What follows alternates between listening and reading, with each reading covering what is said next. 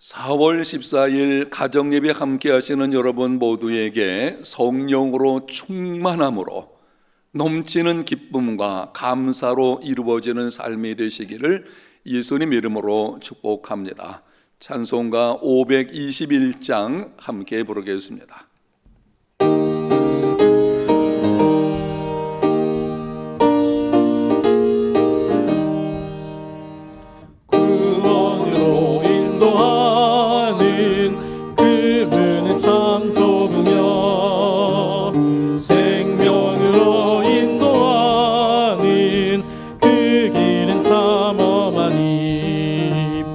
우리 몸에 지워있는 그 더러운 죄짐을 하나 없이 벗어놓고 힘써서 들어갑시다. 구원으로 인도하는 그 좁은 문 들어가 영생으로 인도하는 그 생명길 갑시다. 이 세상에 많은 사람 큰 문으로 들어가 넓은 길로 갈지라도 멸망으로 끝나니 세상 헛된 부귀영화 모두 내어버리고 주의 말씀 순종하여 그 생명길로 갑시다. 구원으로 인도하는 그 좁은 문 들어가 영생으로 인도하는 그 생명길 갑시다. 구원의 문 열렸으니 주의 공로 힘입어 주 정 알고 들어가서 생명길로 갑시다. 구원의 문 닫힌 후엔 들어가고 싶으나 한번 닫힌 구원의 문 또 열려지지 않으리. 구원으로 인도하는 그 좁은 문 들어가 영생으로 인도하는 그 생명길 갑시다. 오늘 주시는 하나님의 말씀은 마태복음 5장 17절에서 20절 말씀 되겠습니다. 내가 율법이나 선지자를 폐하러 온 줄로 생각하지 말라. 폐하러 온 것이 아니요 완전하게 하려 함이라. 진실로 너희에게 이르노니 천지가 없어지기 전에는 율법의 1.1획도 결코 없어지지 아니하고 다 이루리라. 그러므로 누구든지 이 계명 중에 지극히 작은 것 하나라도 버리고 또 그같이 사람을 가르치는 자는 천국에서 지극히 작다 일컬음을 받을 것이요 누구든지 이를 행하며 가르치는 자는 천국에서 크다 일컬음을 받으리라. 내가 너희에게 이르노니 너희 의가 서기관과 바리새인보다 더 낫지 못하면 결코 천국에 들어가지 못하리라. 아멘. 오늘은 율법과 선지자를 완전하게 하시려고 오신 예수님이라는 제목으로 말씀드리겠습니다. 내용이 조금 어렵고 딱딱합니다. 그러나 예수님께서 이 땅에 오신 목적과 관련된 매우 중요한 말씀입니다. 귀를 기울여 들어주시기를 바랍니다. 예수님께서 이 땅에 오신 이유가 무엇인지 본문 17절에 예수님께서 말씀하셨습니다. 내가 율법이나 선지자를 폐하러 온 줄로 생각하지 말라. 폐하러 온 것이 아니요 완전하게 하려 함이라. 예수님의 율법 해석은 당시 널리 퍼져 있던 해석과 충돌을 일으켰습니다. 실상 예수님께서는 율법에 있는 하나님의 본래적인 뜻을 밝히셨습니다. 사람들의 무지와 교만으로 변질된 복음 해석을 바르게 잡으신 것입니다. 그것을 이해하지 못하는 바리새인들과 서기관들은 예수님께서 율법을 폐하려는 것으로 생각했습니다. 오해와 충돌이 일어났습니다. 이러한 상황에서 예수님께서 말씀하시는 것입니다. 내가 율법이나 선지자를 폐하러 온 줄로 생각하지 말라. 폐하러 온 것이 아니요 완전하게 하려고 온 것이다. 예수님께서 율법이나 선지자를 완전하게 하려고 오셨다는 것은 무슨 뜻입니까?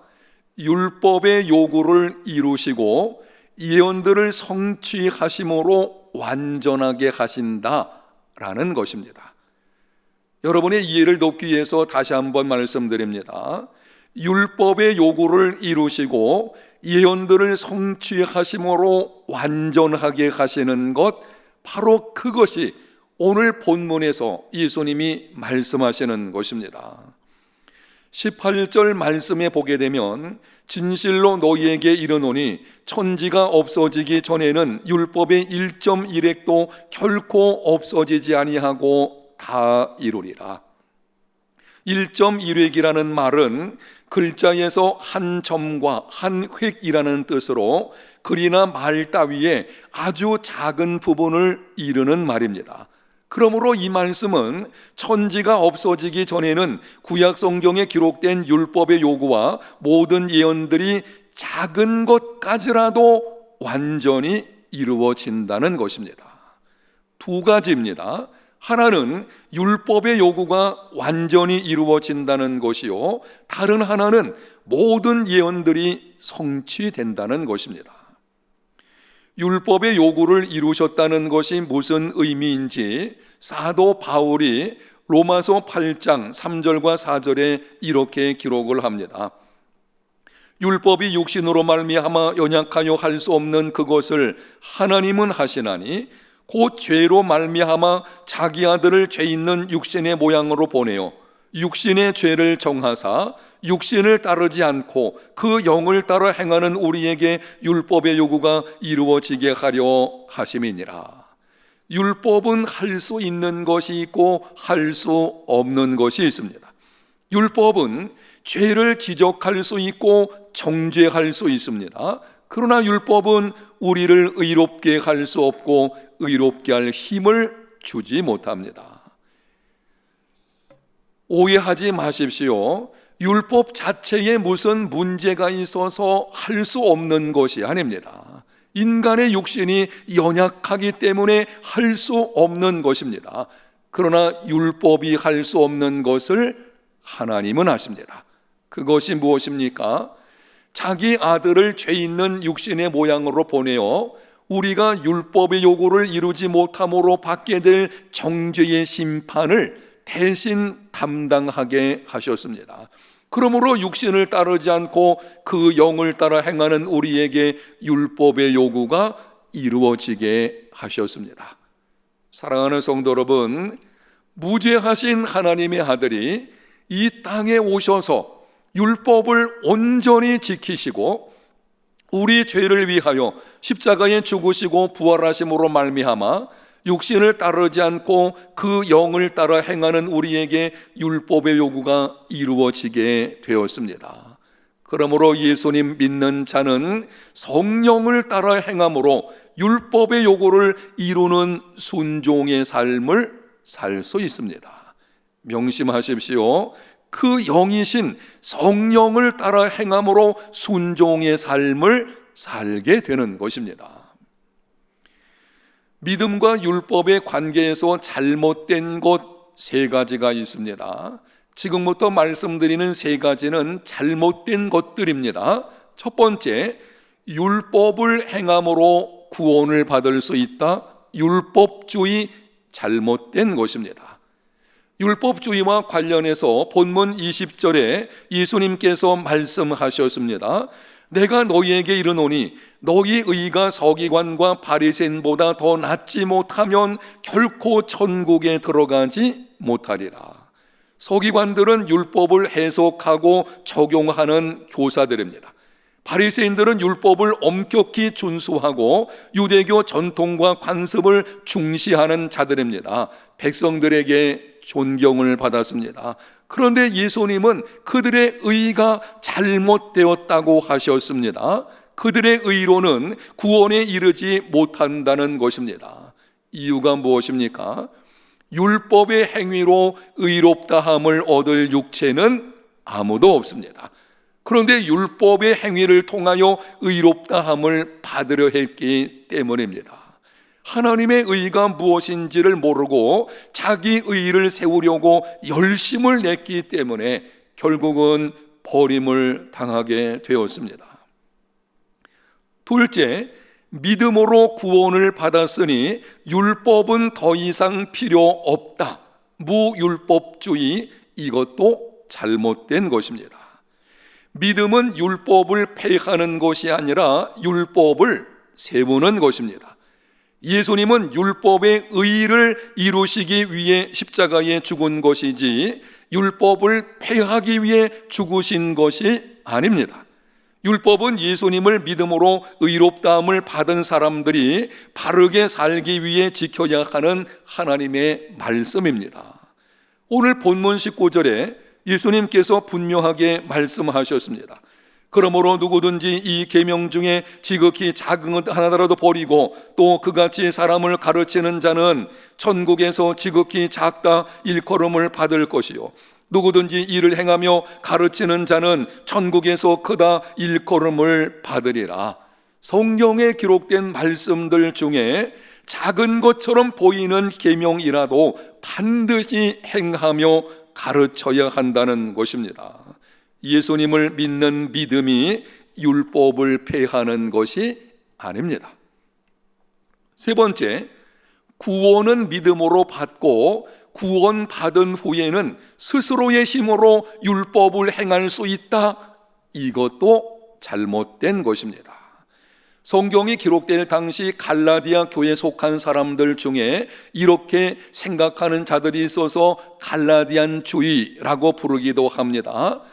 이렇게 생각하는 자들에게 사도 바울이 책망을 했습니다. 갈라디아서 3장 3절, 너희가 이같이 어리석으냐? 성령으로 시작하였다가 이제는 육체로 마치겠느냐? 은혜로 구원을 받고 구원받은 후에는 자기 힘으로 믿음 생활하려는 것은 성령으로 시작하였다가 육체로 마치는 것입니다. 말씀에 대한 순종의 삶은 내 힘으로 안 됩니다. 오늘날 많은 성도들이 자기 힘으로 순종하려다가 율법에 매여 자유와 기쁨을 누리지 못합니다. 포도나무 가지가 스스로 열매를 맺을 수 없듯이 우리 스스로의 노력과 힘으로는 능히 순종의 열매를 맺을 수 없습니다. 그럼 어떻게 하면 율법의 말씀에 순종하는 삶을 살아낼 수 있습니까? 로마서 8장 4절을 다시 한번 읽습니다. 육신을 따르지 않고 그 영을 따라 행하는 우리에게 율법의 요구가 이루어지게 하려 하심이니라. 육신을 따르지 말고 그 영이신 성령을 따라 행해야 합니다. 예수님께서 십자가와 부활로 율법의 요구를 이루셨기 때문에 예수님을 믿으면 의롭다함을 얻게 되고 성령을 따라 행함으로 율법의 요구를 이룰 수 있습니다. 한 번은 베드로가 예수님께 질문했습니다. 주여 어디로 가십니까? 예수님께서 말씀하시기를 나의 가는 곳에 지금은 따라올 수 없으나 후에는 따라오리라. 지금은 따라올 수 없다. 지금 너의 힘과 능력으로는 안 된다는 것입니다. 후에는 따라오리라. 오순절 성령 강림 사건을 말씀하시는 것입니다. 오순절에 성령께서 임하시면 그때는 따라올 수 있다는 것입니다. 그 말을 듣고 베드로가 큰 소리를 쳤습니다. 내가 주를 위하여 목숨을 버리겠나이다. 지금이라도 목숨을 내어놓고 주님을 따를 수 있다는 것입니다. 굳게 결심하는 베드로에게 예수님께서 말씀하셨습니다. 진실로 진실로 내게 이르노니 닭이 울기 전에 내가 3번 나를 부인하리라. 말씀대로 베드로는 닭이 울기 전에 3번이나 주님을 부인했습니다. 예수님을 따르는 삶은 우리 힘으로 되는 것이 아닙니다. 결심으로도 안 되고 지혜로도 안 됩니다. 오직 성령 하나님의 도우심으로서만 가능합니다. 사도 바울이 갈라디아 교회에 편지하면서 분명하게 말씀을 했습니다. 갈라디아 5장 16절입니다. 내가 이르노니 너희는 성령을 따라 행하라. 그리하면 육체의 욕심을 이루지 아니하리라. 육체의 욕심을 이루지 않는 삶은 결심으로 되는 것이 아닙니다. 노력한다고 되어지는 것도 아닙니다. 육체의 욕심을 이루지 않으려고 애쓰지 마십시오. 오직 성령을 따라 행하십시오. 범사의 성령을 인정하고 성령의 도우심을 구하고 성령의 인도하심을 따라 살아가십시오. 율법의 요구가 삶에서 이루어지는 것을 경험하게 될 것입니다. 기도합니다. 하나님 아버지 감사합니다. 성령을 보내주시고 성령으로 말미암아 율법의 요구를 이루는 삶이 되게 해주시니 감사합니다. 이제부터는 오직 성령 하나님을 인정하고 성령의 도우심을 구하며 늘 인도하심을 따라 살아가는 우리 모두의 삶이 되게 하여 주시옵소서. 예수님 이름으로 기도합니다. 아멘.